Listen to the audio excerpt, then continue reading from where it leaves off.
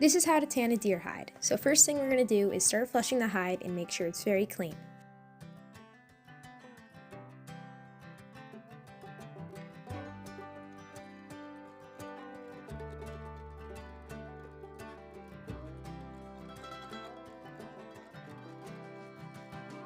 Well, my buckle makes impressions on the inside of her thigh. There are little feathered Indians where we tussled through the night. If I'd known she was religious. Now I'm just going to fold up the hide so it can save as much moisture and it doesn't dry out because it's currently nighttime for me right now and I'm going to work on it in the morning.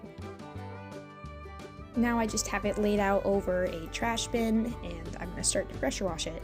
And pressure washing it will help me loosen some of the fibers that it's built up into the skin.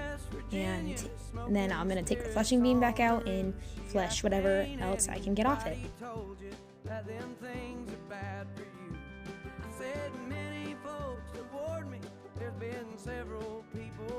I'm just going to dry it off first with just a towel, just so it's not soaking wet when I go to flush it off.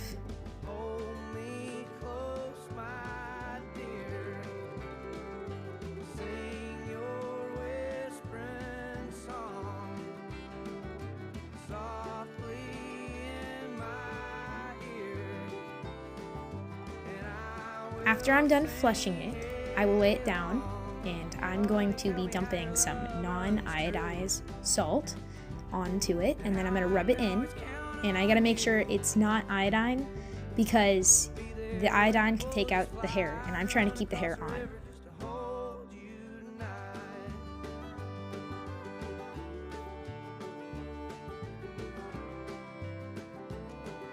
Now, since I got all the salt dumped on it, I'm just going to rub it in as much as I can. And when you're rubbing it in, try to make sure that you get every area so it's all even. Now I'm going to fold the hide and so it keeps as much moisture and all the salt stays in it. And then I'm going to roll it up here and I'm going to end up putting it in a bucket.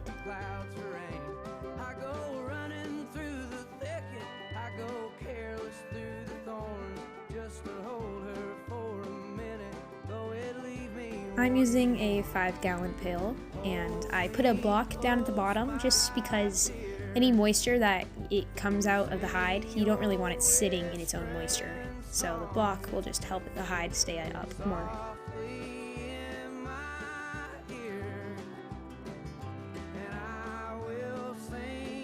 Now we're just going to let this sit for 24 hours. Okay, it's the next day and now we're just going to take off as much salt as we can and put new salt on it, and then we'll put it back in the bucket.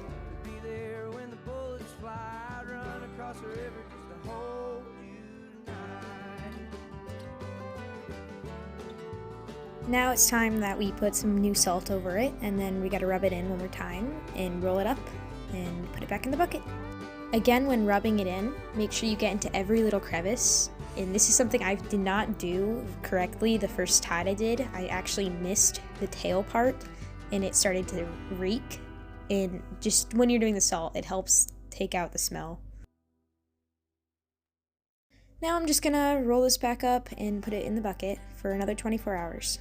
Before putting the hide in the bucket, I gotta dump out all these old juices first.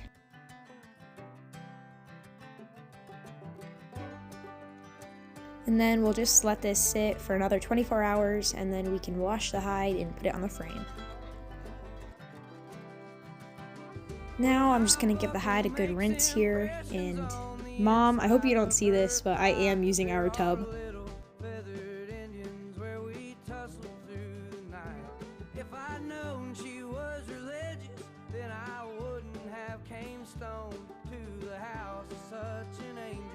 Currently, I have the hide on the ground here, and I will be drying it off with towels, and then I'm gonna put it on the frame.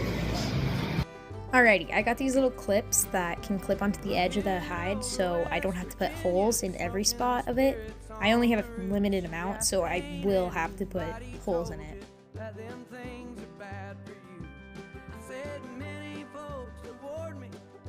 Several people try, but up till now there ain't been nothing that I couldn't leave behind.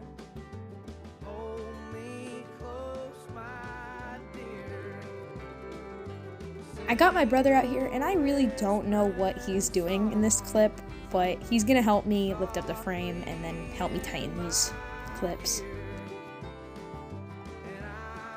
Okay, so here I am, and I have these little brushes that are just gonna make the hide look better for when it's done. And right now I'm just gonna brush over it all. You technically don't have to do this, but I'm just doing it because it's an easier step to do it now than do it after. Now I'm going to be putting this hide tanning formula on the hide so it can start the tanning process.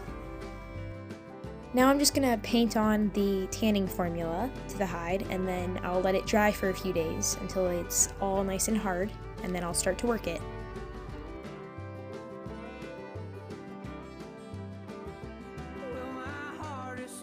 This is about 3 days in, and it's almost ready to be worked. You see, this is how it looks when you let it dry, and then these are some spare spots that still need to be dried. And I'm waiting until the whole hide is covered. I'm back, and the hide is ready to be worked on, and I'm using a wire wheel because it's a lot easier than working it. And there's many other ways you can work it, so it's a lot more flexible, but I'm just using the wire wheel here. And I'm going to start grinding it until it's all nice and white like this little corner here. And definitely make sure that you have a nice new battery because I didn't, and it just died on me.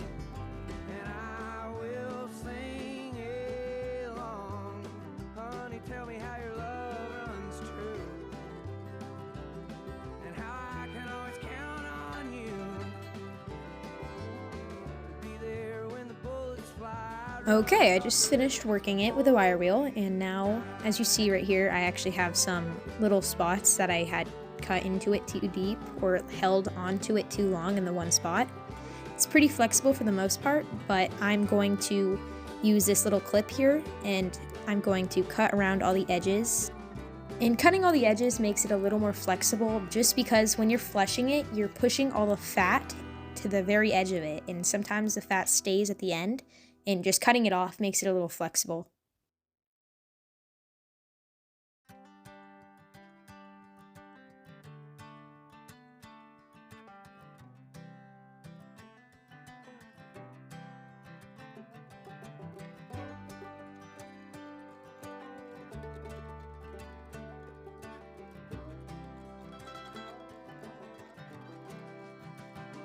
Well, my buckle makes impressions on the inside of her thigh. There are little feathered Indians. That's how you tan a deer hide. Thank you guys so much for watching, and please subscribe if you want to see more videos like this.